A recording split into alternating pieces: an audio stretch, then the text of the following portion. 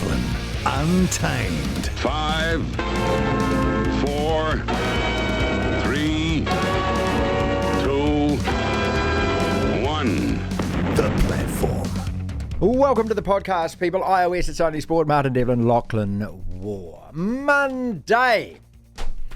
A big weekend of sport, but not the traditional sports. We're going to talk a little bit of NFL today, a little bit of EPL today, a little bit of Bangladesh dicking the Black Caps. Andre Adams on that, because this has got to be one of the worst results in New Zealand cricket history, does it not? 2 out of the last 3 tests we've lost to the Bangers, and staring down a series defeat. Now, second test starts on Wednesday. A long time ago, it seemed we were the World Test champions. But cock-a-doodle-doo, the Phoenix, Ben Sigmund, on the podcast on that, going great guns. Top of the table after 6 games. First time they've led the league since Ben was playing 7 years ago.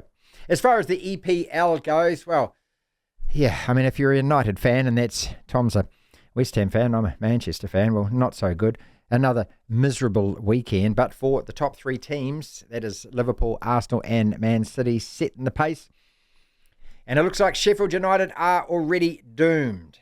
And the final guest on the pod today, LBP, Matt Gunn, joining us. His thoughts on Mitchell Johnson calling out David Warner. Warner is going to be given some kind of a testimonial and a bit of a hero's farewell for Australian cricket. One of the most foul-mouthed, abusive sledges on the field. Brought the game into disrepute so many times. Does he really deserve that kind of farewell and send-off? Well, one of Australians' most fearsome left armers in recent times says no. Plenty to talk about still, right across the weekend. We begin the program, though, as always. I say tablets in hand, gather my flock. It is time for a sermon.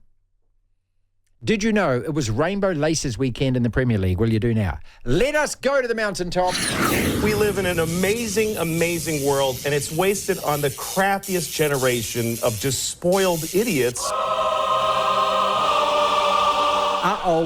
Thorny topic time. Awkward topic time. Topic that, should we even talk about topic time? It was Rainbow Laces weekend in the Premier League. Did you know? Rainbow laces. So a lot of the captains were wearing rainbow armbands. A few of the players, only a few, wore rainbow laces. Now, there were official guidelines put out by the Premier League, words and phrases under the headlines, how to speak about LGBTQ inclusion. 5 separate phrases, 2 of which were, and I'll quote, "It's so great to see how many athletes feel able to be themselves," and "Let's show active allyship for LGBTQ people and start the conversation." Now, alongside those, also a series of what not to say, including "Sport is about performance. We shouldn't care about identity." And "I don't care who's playing or what their sexuality is. I just care about my team winning and playing well." Is this over the top? Is this all a bit too much tally off? Yes and yes. Do we really need a Rainbow Laces weekend in any sport? Do we really need to be told how to speak about this issue?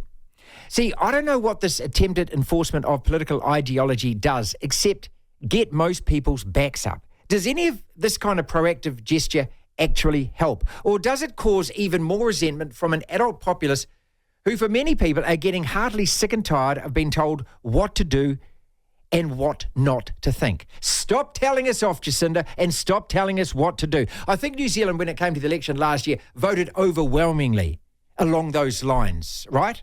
I mean, see, most decent people for me, and I think most people are decent, don't discriminate. And that's against anyone, about anything. But what can and does rile is when stuff like this is forced upon you. Who are these people who script it? What are their personal agendas? What authority do they have over anyone that's a football fan under these circumstances? And is this the law? Is there a punishment for those who don't comply, who choose not to play along? And why should there be? It's not against the law not to agree with it, is it? It's not against the law to decide, I don't want to go along with it, is it? You see, I long for a time when we don't have to be subjected or you could say bombarded with political correctness telling us how we're all meant to think and feel and behave. Because the truth is, in terms of football fans, we're actually quite simple. Most of us don't care about anything other than our team winning. And most of us don't care, in actual fact, who's on the field, what sexuality they are, and what position they play. Devlin. What do you want? We want information. Information. You won't get it. The platform. Got to be very careful how I'm leaving. Little puppy's falling asleep at my feet. News sports headlines, please. Yeah, where to start?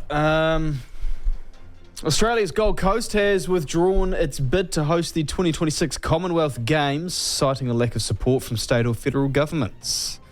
The $700 million Australian dollar joint bid with Perth for the quadrennial multi-sport event did not receive government backing after Victoria's withdrawal in July due to budget overruns. And now that's $700 million to $752 million New Zealand dollars. I don't know our dollar was actually that strong at the moment against the Australian dollar. But anyway, another host pulling out of hosting the Com Games. Very bleak future, at least for this single 2026 event. I can't imagine that it's actually even going to go ahead. Well, that's completely sexist. What about women's sport? Sorry, you're right. Okay. So, you see, when this pay parity thing comes up all the time, I mean, I just have the same answer to it, is that it's an economic question, isn't it? If you've got a business and the business isn't making any money, well, it's very difficult then to justify paying your employees a hell of a lot more. When it comes to the Commonwealth Games, it's very simple, isn't it? If it's not going to break even, if it's going to cost hundreds of millions of dollars, well, then you seriously got to question why you would seriously be interested in hosting it. And if all it's going to mean is a $500 million loss, or I mean, that'd be irresponsible of any council, of any state government, of any government to say, yes, we're going to do it, wouldn't it? And it's the same with the Phoenix women. I'm sorry, but I mean, of course everyone wants more money, and maybe you should get paid more money, but if there is no more money, and if you're losing money, well, where does this big pot of money come from? Yeah. Let's say you've got a business that's failing. You've got two products. One's a great, you're spending money manufacturing these two products. One sells really well. It takes up, 70, 80% of your revenue. The other one doesn't sell so well. And you've got to make cuts, and you've got to stop manufacturing one of those things. Which one are you going to stop manufacturing? The one that doesn't generate as much revenue, right? And this is my point. If you want to be treated like professionals, if you're calling yourself professionals, will exist in a professional environment, and this is what a professional environment is. Back to the news. Beauden Barrett has put pen to paper on a new contract with New Zealand Rugby and the Blues, recommitting until the end of 2027. Now, a few asterisks with this contract. Now, of course, he'll be there through to the next Rugby World Cup, a chance to play in 4. He can turn out for the All Blacks next year, despite playing in Japan in between now and then. He won't play for the Blues next year, but can play for the Blues in 2025. So this pretty much mirrors the last contract he had, where he signed for, with New Zealand Rugby for 4 years, had a playing sabbatical in Japan, didn't play for the Blues in 2020. He was meant to miss that season, but ended up coming back because of COVID, and then was going to have the next 3 years playing for the Blues. So it's the same thing as that, if that makes sense. Pakistan, the women's Pakistan team, have secured their first ever 2020 international victory over New Zealand, our White Ferns, with a 7-wicket win in Dunedin. Not good for our White Ferns. Great for Pakistan, not good for us though, and it hasn't been a good last week in cricket really. Premier League this morning, 5 games on, 4 of them on pretty much at the same time. I think they all kicked off at 3 a.m. and if you're like me and you got up and watched one of those 4 games, I watched Liverpool, and you watched the goal rush, it was actually great. Just goals galore in the first half. Chelsea beating Brighton 3-2, holding on for a win there despite having a red card. Back-to-back games that Chelsea have captain sent off. James last week against Newcastle. This week, Conor Gallagher against Brighton. And if you saw that challenge, it was a very fair red, very nasty challenge. Liverpool were down 3-2 against Fulham with about 5-6 minutes left. Came back and won 4-3 with 2 goals in a minute, literally within a minute. 2 quick goals. Very good winner for Liverpool. West Ham and Crystal Palace, 1-1 in the end. West Ham apparently played terribly. Didn't see much of that game. Bournemouth and Aston Villa 2-2. Man City and Spurs in the game of the weekend, at least in terms of the calibre of sides playing each other, 3-3 in the end, Spurs getting a stoppage time equaliser. Man City dropping points at home for the second straight week. They've now had 3 consecutive draws in the league. In terms of the table, Arsenal on top on 33 points, Liverpool is second on 31, Man City third on 30, Aston Villa fourth on 29, Spurs fifth on 27, Newcastle, after their victory over Manchester United, they're on 26th in 6th. United are in 7th, and they're only 9 points off first. And the reason I say only is because it feels like you guys have had a torrid season so far, by your standards you have. and yet you're actually not too far off the top 4 and really not too far off the top. Squash news. Paul Cole has won the Hong Kong Squash Open, beating world number 1 Egyptian Ali Farag in the men's final. He defeated Farag in an epic 5-game battle to become the first New Zealand man to triumph in Hong Kong. Former Sydney FC player, known as one of the club's greats, Terry McFlynn is the director of football for the new Auckland A-League Football Club. The European Championship draw over the weekend. This happened yesterday, and if you heard about this, well, you would have been sniggering away like I was. The European Championship draw was sabotaged. Touchdown, are you watching? Them or us? Yeah, them. No, okay, I'm turning it off. Okay. Turning it off. You just turned it off. I'm not watching. I'm not off. watching my team. You just turned the TV off. Yeah, I did. Your team's getting thrashed, mate. Exactly. Why you would I just watch walked it? away. Why would I watch it? That's a sulk. That's Why would called I a watch sulk. it? I did this morning when we were down 3-2 to Fulham. I turned it off. 41-19. The European It's like watching Champion. the Commanders. You're the Commanders. No, come on. We're 10. We're going to be 10-2. What's your record? 4-9. Yeah. The European Championship draw was sabotaged with sounds of pornography. No. As England and other It teams did not. awaited their fate for next summer's How tournament could that in have Germany. happened, Lachlan? How do you think? Apparently it was Java. No, yeah. The notorious prankster has taken credit for it. Didn't this happen a few months ago on the BBC where they said, if a switch was flicked, it wasn't meant to be. There was a phone taped to a chair. How did that get there? That's right. Who did that? How does this happen? I mean, I've worked in control rooms. That means somebody in the control room is watching porn when they should be working. Yeah, it's coming through the computer speakers. That's it. Or their phone is accidentally connected to a speaker via Bluetooth, and they've gone, whoops, I didn't turn my Bluetooth off, and there you go. Certain website with many X's in its That's right. URL. It was Alan Shearer was doing a post-match interview, wasn't it? And And, they were all just laughing away. That's it. I remember. Or Gary Lineker or someone. That's Yeah. And some good news for Hamilton runner Camille French, formerly known as Camille Buscombe. She must have got married. She is impressed in her marathon debut. Or running divorced. Or divorced. Camille French has run under the Olympic qualifying standard at the Valencia Marathon, finishing in 2 hours, 26 minutes and 8 seconds. In her debut, not half bad. That's what's making news.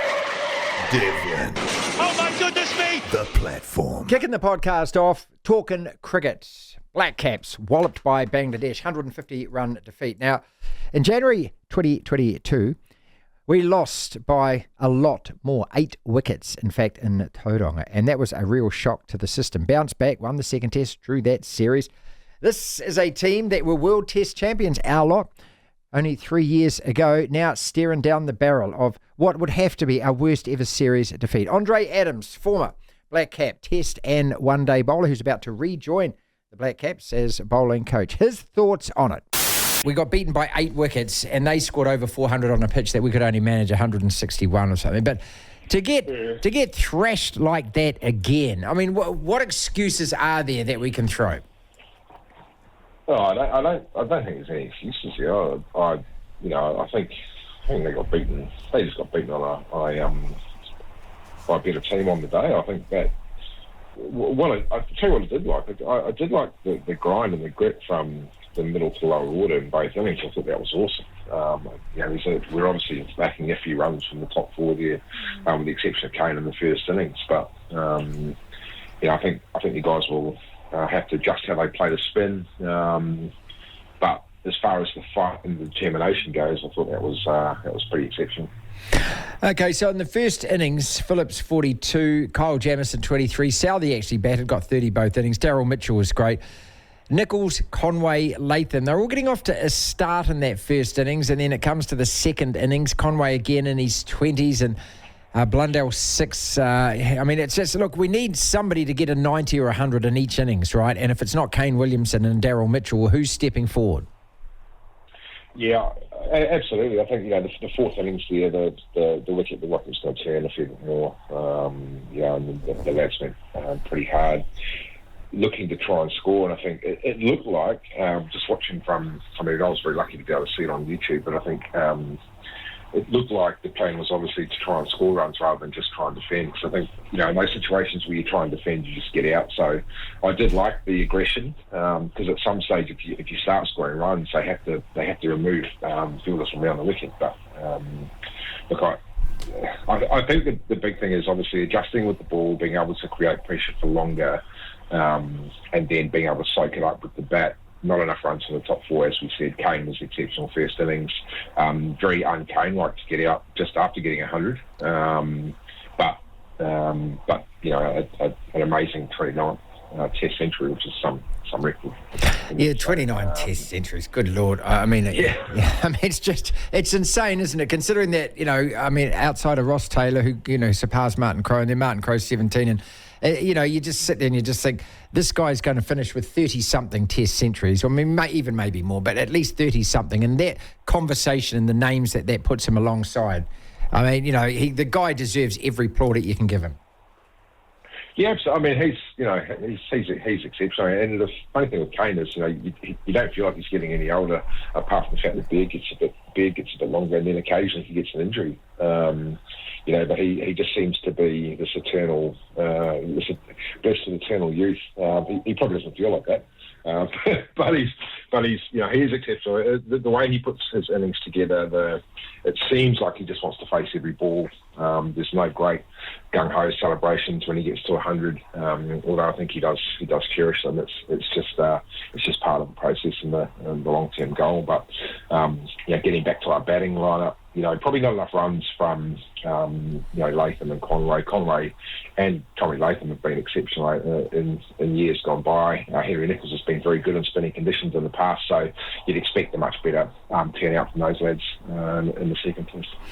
Andre Adams is with us. Andre, you were going to link up with Bangladesh. How good are they, mate? I mean, in their own conditions now? Because when you say New Zealand has got beaten so much, you know, 150 runs by Bangladesh, I mean, ordinarily, look, New Zealand cricket, we shouldn't lose to Bangladesh, should we?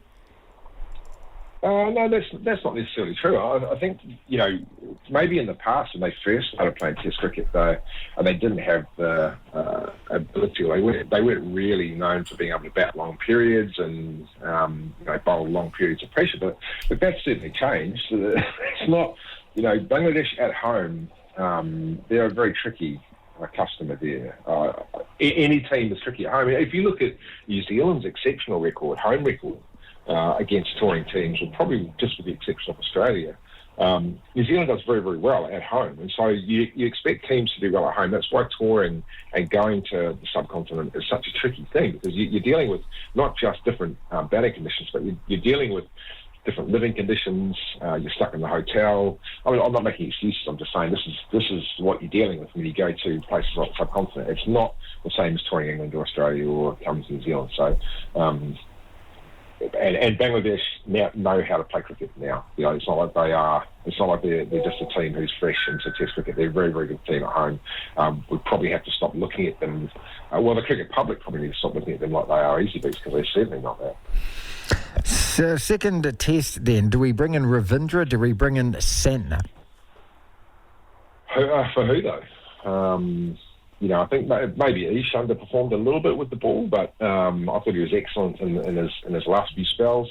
Ajaz did okay, but you know, without being too mean to Sants, he hasn't won a game in Test cricket. He's been exceptional in the white ball format, and he is an exceptional white ball bowler, but he hasn't been an exceptional Test cricket or test bowler. He's a very good all-rounder, but I don't think he even has a five-fer. So, look, I don't think he comes in unless he replaces Glenn Phillips. And you know, the only way Ravindra would come in would be to replace Glenn Phillips as well. I think that would be, you know, or he bats in Henry Nicholls' spot, and then you add more spin. But that would be a bit tough, given that there's only been one Test match. But look, they are possibilities. I think, obviously, with Ravindra showing his ability to bat in subcontinent conditions, and he's obviously been exceptional over there. He's in great form. You know, he would have to be coming into consideration. Does he open? Does he bat four? Personally, I think it'd be a bit rough, but there's a possibility that he might come in and bat in Henry's spot, and that adds more bowling. But you certainly wouldn't want to play him in the team and then bat him down the bottom, because he's not a lower order batter. So that would be, I mean, the questions would be all about balance and what do they need more of. To hear the full interview, download the platform at the App Store. Via Platform Plus, you can go back and listen to the whole show and all of the interviews in full. Moan. I'm moaning sick all of the it. time. Oh, yeah, it's Monday, all right. I got to moan on. It's Monday. The Black Caps. How awful was that? Thrashed by Bangladesh. And let's not mince words here. We were towelled. We were whacked. 150 runs as a beatdown by Bangladesh. Come on, New Zealand cricket. Come on, Black Caps. Surely we're better than that, aren't we? Well, aren't we? Our worst loss since the last time we lost to them. That was in January last year. Do you remember? They beat us by 8 wickets that time after we could only hit 169 in the second innings, and that on a wicket that they struck 458. Blundell, Latham, Nichols and Conway all failed that day. Turn the clock forward 21 months and the same 4 guys all chumped it again in this first test in Sillett. Latham, none. Conway, 22. Nichols, 2. Blundell, 6. No, it's not just those guys who didn't perform this time, but significant enough of a coincidence that changes should be made. Chasing over 300 was always going to be tough, but rolled for 181 is simply not good enough. And we can blame no warm-up matches and most of our guys coming straight from the One-Day World Cup and subcontinent pitches in the class of their spinners, but they're all excuses. And this Black Cap side is better than that, aren't they? Aren't we? Well, we should be. Suddenly that World Test Championship seems a long time ago. Bangladesh are now in prime position for a 2-0 series win, and our lot on the verge of what would be our worst ever Test series defeat. There is no excuse for losing 2-0 to Bangladesh, and the only way that we can save face is we simply have to win Wednesday's second Test.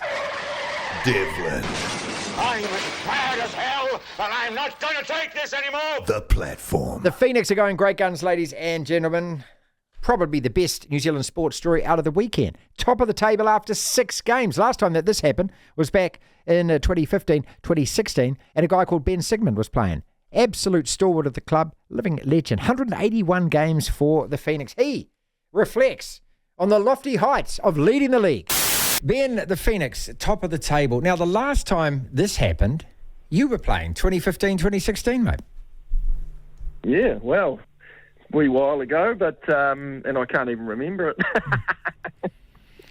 But great to see, and been following them, and they're just, you keep thinking, when's it going to end? But they just look so solid and strong, and they look unbeatable at the moment, which is great to see.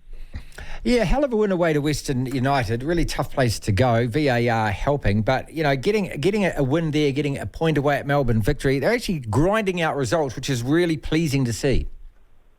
Yeah, and I think that's their strength at the moment. Look, they're riding their luck a little bit, but I think you need a bit of luck on your side as well at times, especially when you're playing away against the fans and the referees and what have you. But you can't fault them at the moment. And then, the goalkeeper's coming up with some, last-minute saves or penalty saves, which helps, but it just means that everyone's doing their jobs, right?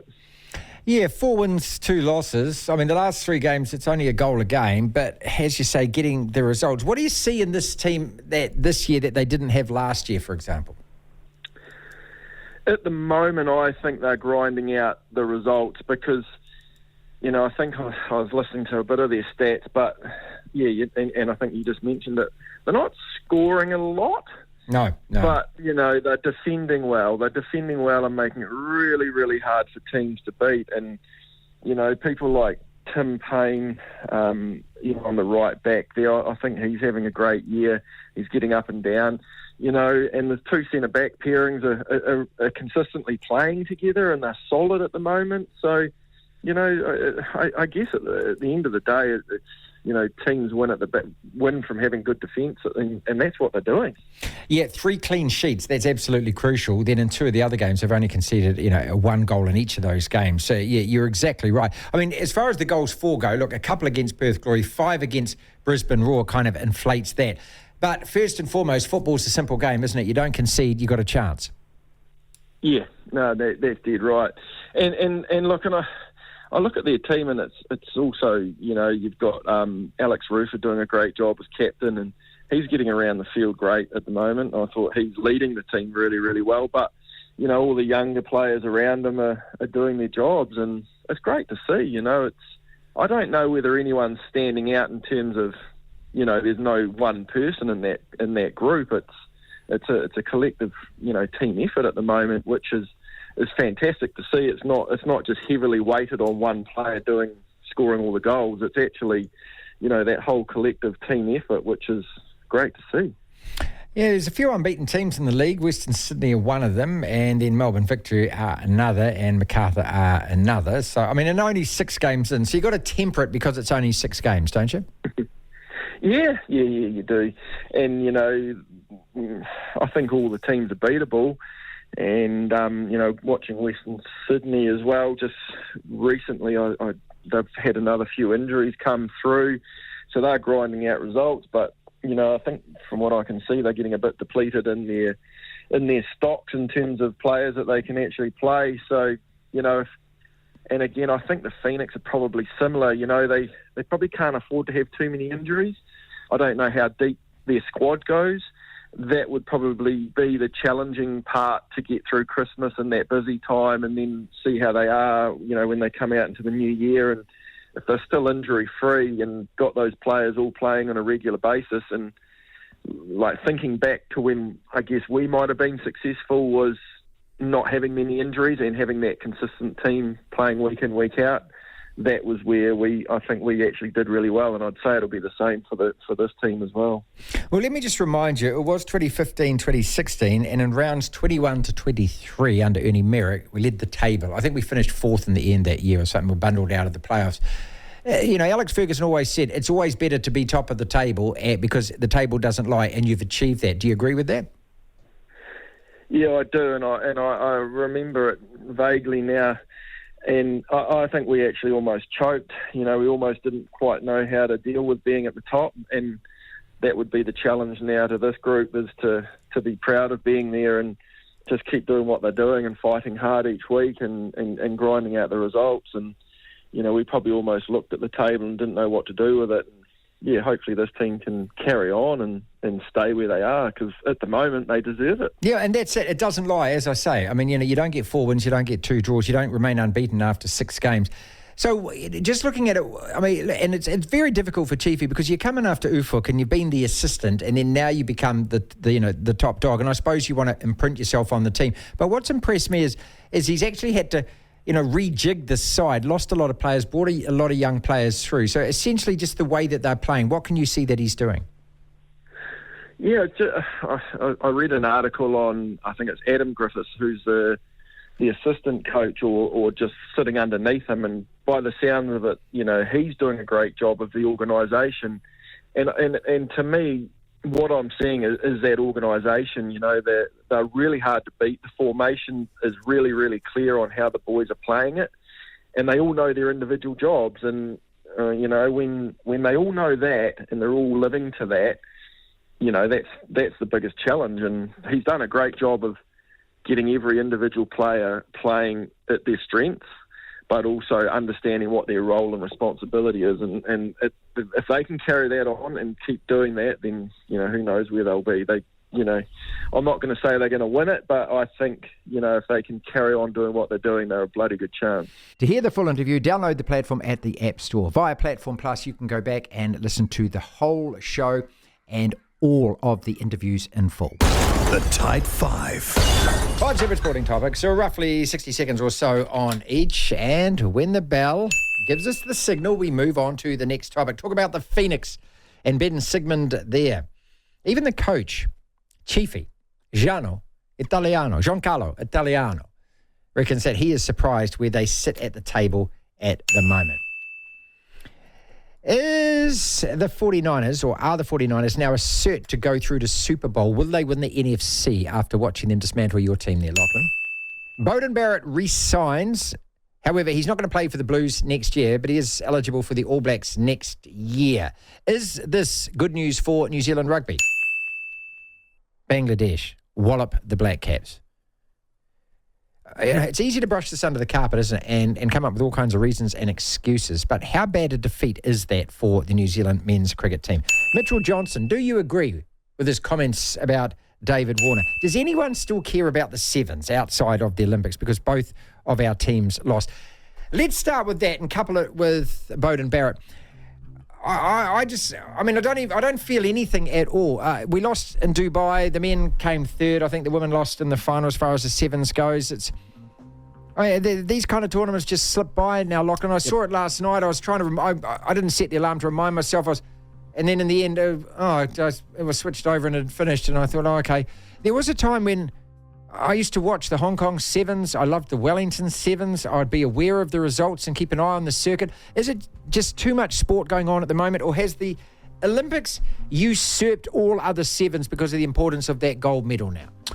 No, I can't really speak for others, but at least for myself, I don't know, because I loved watching the sevens when I was younger. Now, when I was younger and I first really got into sport as a fan, I'd watch everything that I could. I mean, I'd get up and I'd stay up till midnight to watch Perth play Newcastle in an A-League game, and yet I didn't support either of those teams.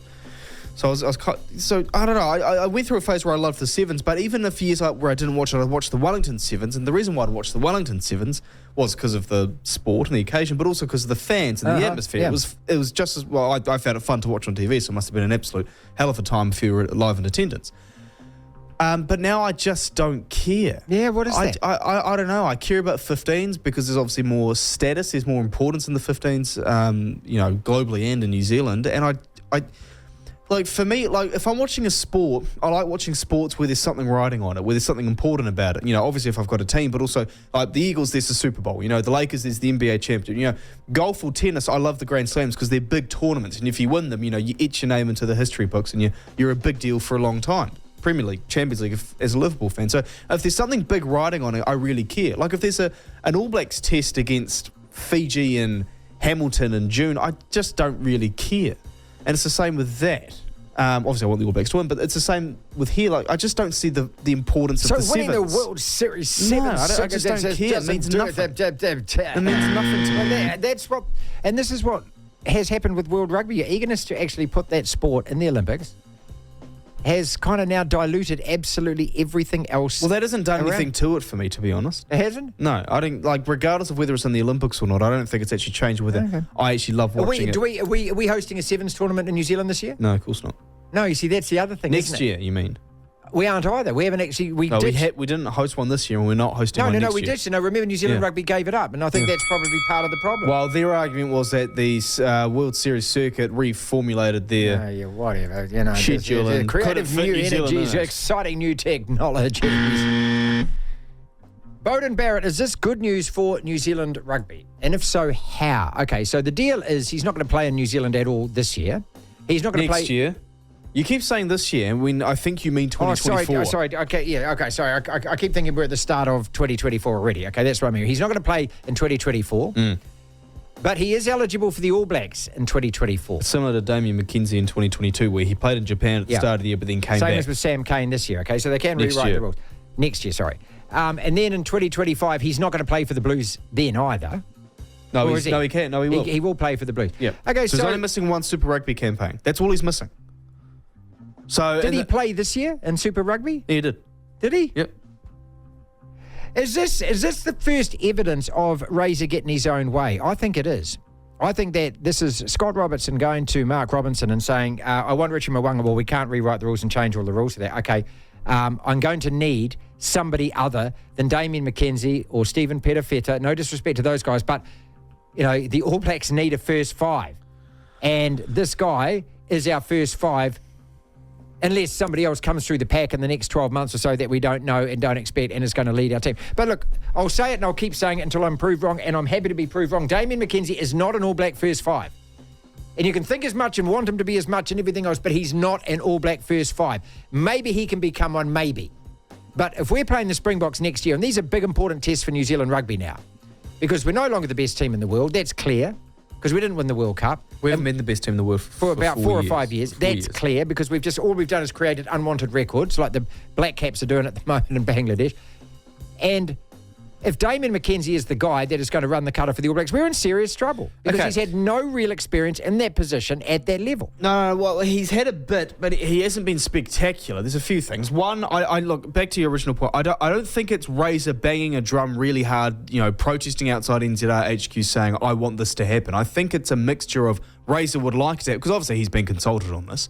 Razor would like it to happen, has a place for Beauden, And also NZR want to make the deal happen as well. I mean, this is a huge move for NZR from a marketing perspective. That's what it is. Do you think it's more of that than No, anything I don't else? think. No, I don't think it's more of that. But that's a huge tick for them because they're maintaining the biggest. I mean, you talk to casual rugby fans, at least my age, especially women.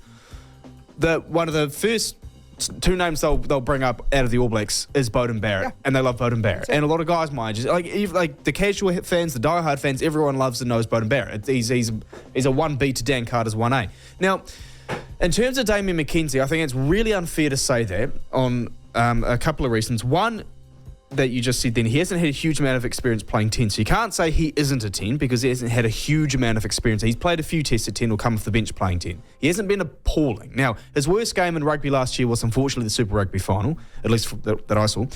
Apart from that, he was the best 10 in the country in Super Rugby. Now, Richie Mo'unga... Now, hold up. Yeah, but that's how we pick our All Blacks. We can't change that. Richie Mo'unga wasn't good enough. There was talk for so long, up until probably last year, up until at least 2022 for me.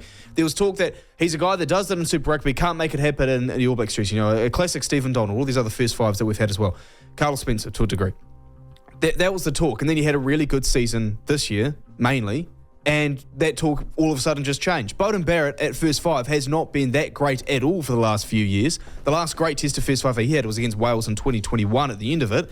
I think he might have had a couple of good ones last year, but he hasn't been playing well at first five. He's mainly been playing fullback. He's been playing well at fullback, but he hasn't been playing first five. So the argument that you're bringing to the panel here, for me, has no legs to stand on because you're saying... Apologise to me! Apologise to me. What are we talking about? Because Damian McKenzie hasn't proven enough that he's not a first five at test level, I don't think, because he hasn't been given a chance. But the question is it good for New Zealand rugby? Yes, it is good for New Zealand. No, the question was, has Razor got in his way?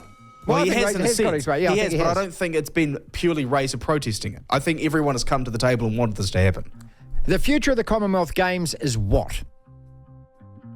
Very bleak. Yeah. So if you don't know, people, if you just joined the program, welcome. This is iOS. It's only sport. Martin Devlin, Lachlan War. The Gold Coast have withdrawn from any hope that they would host the Commonwealth Games in 2026, and that is after Victoria gave it up, and that was only a few months ago, and that was after Durban gave it up before then because Victoria picked it up after Durban gave it up. Alberta have now said no to 2030. Where's Alberta? Canada. Oh. So this is the death knell of the Commonwealth Games. I think Alberta was going to be the centenary of it. Maybe they can work towards having one big la-la-rah-rah farewell. But what it's saying, and this is also, I think it's all connected in the same department store, different floor as the pay parity argument that was brought up by the Phoenix vice-captain when she exited the club over the weekend. Look, it's one thing to want to earn a lot of money playing sport. Okay, and that's fair enough because we all want to earn a lot of money doing what we do. I want to earn double what I earn here at the platform, but at the moment the business model doesn't allow that. The business model at the moment for the Phoenix women doesn't allow the women being paid what they want to play. I mean, the fact that you're actually playing professional sport for a living, you should be grateful. I believe you should be grateful. And there is no magic pot of gold at the end of the rainbow. Just because you put a pair of football boots on and train hard doesn't mean that you deserve anything. You deserve it if your product sells. If you want to enter a professional environment, this is how the professional environment in every professional environment works. I keep saying it. Look, it's like a jeans shop. We've got the best jeans in town here, Lachlan. We've got no customers. Well, they're not the best jeans in town because you've got no customers. We've got no customers, okay. But we've got the best jeans in town and we've been open a year. We've got no customers. Well, you obviously don't have the best jeans in town because nobody's coming into the shop. Yeah. If 1,700 or 1,500 people turn up to watch the Phoenix women in Wellington, 5,000 paying customers at Mount Smart for both the men and the boys. That's not paying the airfares and the accommodation, let alone the wage bill. Go out there and sell your sport. If you believe that you deserve more money, go out there and earn it by getting an audience, by getting more viewing figures, by giving those people that are selling it something to sell. And if they can't sell it, well, professional sport is like any other business. That is a business. You can't keep the door open and keep pumping money in forever. You can't. And at the moment, the reality is, ladies and gentlemen, that men's cricket in this country, men's rugby in this country, men's football in this country, it all subsidises the women's game. The answer is somehow to actually start getting and growing your audience. We sort of veered off the whole Commonwealth Games, Chad. But this is the same as the Commonwealth Games. It is. You can't keep ploughing 500, 600, 700, 800 million into something, knowing you're not going to get a return. Well, it's a good indication as to what the argument within, I think, women's sport is that people aren't picking up the hosting rights or are dropping them because they can't afford it. They can't afford it. And they're simply just going, we can't afford it. It's That's not it. worth the That's it. cost. It's It's not the same worth thing it. with women's sport as well, where, look, we all want, in a perfect world, heck, we'd love it if all women's athletes here and across the world could earn 6 figures, even 7 figures with New Zealand playing. So we want that. Everyone wants it. Everyone wants it in every job they have. You can't tell people what they can and can't spend their money on. And if people aren't spending the money to go and see you, which leads to your money going up, your pay going up, then they're not going to do it. As you say, you've got to find a way to sell yourselves. The sad thing is, I think, for women's sport, it's actually unfair on them. There's a narrative that gets ploughed away by the media really lick it up. But other people, I don't know if it's like former coaches, former players, former athletes or whatever, or sporting bodies that sit there and go, women's sport needs, equal pay, needs this, needs that. And then the media really likes to lick it up and sort of and keep that narrative going that, they should get this. And then I think the players, it gets in their heads that, we deserve this. Owed this. We've had a good season. If you're the Phoenix, you owe us. Using the Phoenix as a hypothetical example, we've had a great start to the season. Hey, why aren't we getting paid the same as the men? It's like, well, it's not as simple as that. There's a simple business argument we can have, which you won't like the sound of. But apart from that, just keep playing and get to... the All Blacks weren't professional for 100 years, for goodness sake. Yeah. And also, you've got to build up. There are plenty of people who sit there, like the ladies downstairs who look after the kids, who work for $22 an hour. They deserve more money, don't they? English Premier League, Tom Rennie from talkSPORT. Another fantastic round full of goals and drama in the Premier League. Not so good if you're a miserable Man United fan or, like him, just another woeful West Ham fan. But for the teams at the top of the table, a real race going on for that title. And you probably got to say now, Sheffield United, goodbye after losing to strugglers, Burnley. Tom Rennie talking round ball. Tom, well, top of the table, some turmoil today. Man City drawing, Liverpool getting up late, and obviously Arsenal winning over the weekend, the day earlier against Wolves, and a pretty good performance from them. So now we've got 3 teams at the top. There's only a tiny little break, but just in what you've seen so far, 14 games played, so more than a third of the season. These 3 teams, we talk about it every week, they are the 3 teams. Let's confirm that, right? Yes, I think they are going to be the 3 teams that in the end will be the final 3, and they'll probably be separated by no more than 8 points. They're all going to get above 83, 84 points.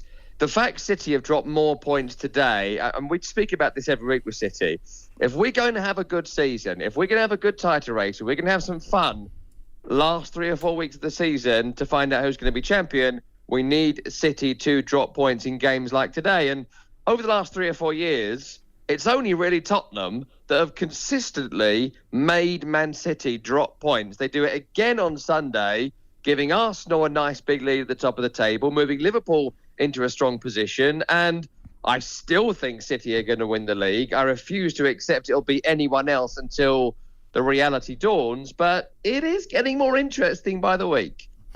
Yeah. See, I'm trying to draw you out of the cave. I'm trying to bring you out. What do I need to do? Leave a little trail of Hansel and Gretel type bread, or a nice seared steak at the end of it? Or perhaps the prospect of a new manager for West Ham leading you to the promised land? Come out of the cave, Tom. To be fair, I will do anything for money. So all you got to do is offer me much, much more money, and I will say anything you want. My kids need shoes, my mortgage needs paid. Right, okay, in that case... Oh, no, I don't want to get onto my miserable lot. I'd rather talk about your miserable lot to start with. But let's talk about the relegation zone, where Sheffield United took a 5-0 pounding from Burnley. Burnley actually looked like a side that should be playing in Europe. I watched the highlights of this game. What does it say about Sheffield United, though? They're dead and buried now, aren't they? They are. But look, Sheffield United, and this is going to get more and more reported as the season goes on, they were so close to almost administration at the start of this season. They have massive, massive financial problems. And the fact they got promotion last season is essentially the reason why they're not in the kind of financial turmoil that teams like Reading are in right now in the Championship, being docked points and being unable to pay their staff. That's how close Sheffield United were to all of that. promotion has kept a lot of people who work at the club in jobs. And that's it. That's the only achievement of promotion. That's why Paul Heckingbottom remains manager, despite him only having, 4 or 5 points at this moment in time. That's why he remains manager after yet another drubbing this weekend against Burnley. Their promotion was never meant to see them stay in the Premier League. Their promotion was never meant to happen. Their promotion was almost a gift out of the blue for the financial mismanagement of their owner and the club over recent years, and it saved them. So, in one way you can look at it as a positive story. In another way too, being as everyone's going to get at least 3 points off them this season, so that's going to bump up your numbers. And that speaks to Burnley this weekend. They had been shocking at home this season. They'd found ways to lose. Teams who go down find ways to lose when they should win. Last week, 1-0 up against this abhorrent West Ham team, and they still find a way to lose the game 2-1. They're 1-0 up in the 86th minute and still find a way to lose. But what Vincent Kompany showed last year in the Championship at Burnley is he knows how to coach a football team. He knows how to get young players to do what he wants. The trouble is they don't have the required overall quality in the Premier League. Luckily for them, this weekend, they played, at best, a mid-table Championship team. And when both these teams go down again next season, I expect Burnley to be back up the top of the Championship table and Sheffield United to at least be in business, which is all they can hope for. You've always said football is about misery and pain, and it's character building. And what a man, a woman and a child have to do is accept the fact that when you support a football team, it's not going to lead you to the promised land. There might be glimpses and flashes of that, but you'll remember the defeat, and you'll remember that much more vividly and much longer than you will any glory. I, of course, am now in that department store with my lot, who are just miserable to watch. They really are. They're not even United players. It's embarrassing. And I share something with you on this level now, Tom. I feel like I've been dragged down into being what a West Ham fan must feel like most weeks. Yeah, I mean, it's delightful for me to see you coming around to the notion I've told you for a long, long time, that all you have in charge is Eric Ten Moyes. He is almost identical to St. David in the way that he plays football. He is an outhouser. He is a counter-puncher. And, at times it's worked really well for Man United in recent weeks. The best Eric Ten Hag moments came when Marcus Rashford got found over the top and scored 30-plus goals. That was when Eric Ten Hag was in his groove at Manchester United. Marcus Rashford has gone massively off the boil. No surprise that Manchester United have. Yes, they've got injuries, but everybody's got injuries at this moment in time. That is not an excuse come November and December in the Premier League. There are teams with 7, 8, 9, 10 players out. They have enough to cover for it. They just don't have a coherent way of playing football. And I think that the thing for most of us this weekend is that Newcastle beat them 1-0, which seems like a narrow scoreline. It was a 1-0 battering. It was a 1-0 mauling. Newcastle were intense. They were aggressive. They were creative. And they have got a 17-year-old playing in midfield and maybe £500 million worth of talent unavailable to them. They had everything that Man United didn't. And look, that's what Man United are at this moment in time. They are a team who are aiming to finish somewhere between 4th and 9th. And there is a big, fat group of those teams that they're going to be battling with. In the end, they may well make it because the Glazers will put their hands in their pocket again. And by their pocket, I'll be increasing more debt on the club to buy players, of course, but they'll still do it. And they'll probably nudge their way over the line in some way come the end of the season. But yeah, it was desperately dull, once again, from Man United. LBP with TMG. Let's be positive every Monday. Matt Gunn out of Twizel.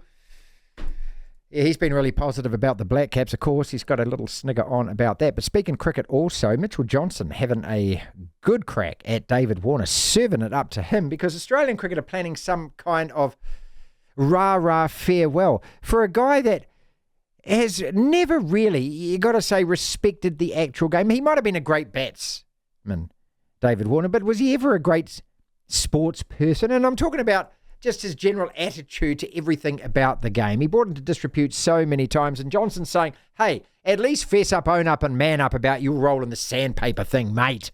I'm delighted that Johnson's done this, but I'm really surprised. Are you? I'm very surprised, but I 100% agree with what he's saying. I mean, I've thought the same thing myself. I thought the same thing when he came back. And Smithy. They've been involved in one of the biggest scandals ever, and it just kind of... Well, they put him on the sidelines for a while, and then it all just went away. And everyone just had to accept that 100% these two blokes deserved another go. And I remember saying at the time that I didn't really necessarily feel like they should be blacklisted forever. But at the same time, I didn't really want to go and see them succeed. And the last thing we need is for David Warner to plan his own finish. Yeah. It just doesn't seem right, does it? I mean, here's a guy that's kind of epitomised everything that most of us don't like about cricket. The way that he treats the umpires, the spit and the vile and the so-called sledging, which is not, it's just foul-mouth abuse, cheating on the field, and then doing the manufactured press conference, walk in with his children late at night. Oh, God, he's a father. And look, it was all just so contrite. He's not a nice guy. He's never been a nice guy. And so why should he be celebrated? Oh, well, I agree. I mean, look, he has put the numbers on the board, but as Johnson says in his article, surely it's as much about what you bring to the game or take from the game as it is about the numbers that you put up during your time in the game.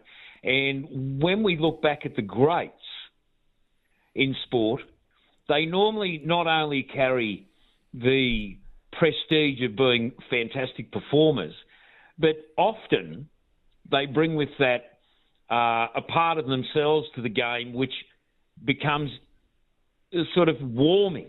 And Warner has done anything but that. So he can be remembered as a great player, but not particularly a great bloke. And so, look, does he deserve a testimonial, service to the game and all that? Well, I would say that the detriment to the game has probably shone as brightly as the highlights he's brought to the game. He certainly changed the way we started to play Test cricket. He was one of the players that did, but he's unlikable. Yeah, that's it. The other thing is that I don't know if I'm the only one, but I get sick of his wife popping her head up and defending David all the time. Well, what else is she going to do, mate? I mean, what's she going to do? And she knows she's going to create headlines because every time she does, there's another excuse for the tabloids to say Sonny Bill in the toilet, right? Can you imagine if our partners had to put their hand up and defend us every time something went a little bit wobbly? I mean, it'd be embarrassing. My wife would be just like, you face it yourself. You got yourself here. Yeah, that's it. You got yourself here. There's no way I'm going on Channel 9 tonight to defend you again, Matt. So I think I'd be on her. So Candice Warner, I suppose in one way I should admire her because she is standing up for the man who's almost undefendable. Let's be positive, LBP. Put the Black Caps and the White Ferns to one side. The Phoenix, top of the table at the moment. Contrast that with the Breakers. But we'll talk about the round ball to start with football. And this is a side that is 4-2-0, and they're top of the table, and they deserve to be there. Cock-a-doodle-doo. This hasn't happened for, I think, 5 or 6 seasons now. I see that this is only the 4th time a new coach has come in and not lost in the first 6 games of the season. 4 wins and a couple of draws. Looking pretty good, Martin. Probably lucky to get away with it over the weekend, but did nonetheless. Surely this is what football in New Zealand needs, is a winning side. We see what it does for basketball. We've seen last season what it did, or this year, but last season what it did for rugby league. Surely football must take off now on the back of the Phoenix, bringing some success. Now, I know people are saying, well, how long will they be there and how long will this last? Well, it started pretty well, so why wouldn't it continue?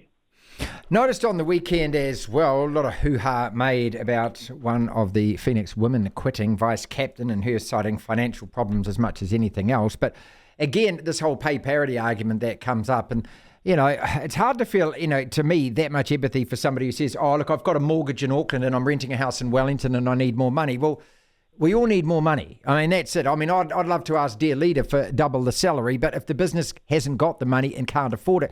You're talking about a product here, Matt, that, 1,700 or 1,500 go to watch the Phoenix women in Wellington. I went along a couple of weekends ago here in Auckland. The men and the women were playing a double header. There was only 5,000 paying customers. That doesn't even cover your airfares and accommodation and hiring that ground.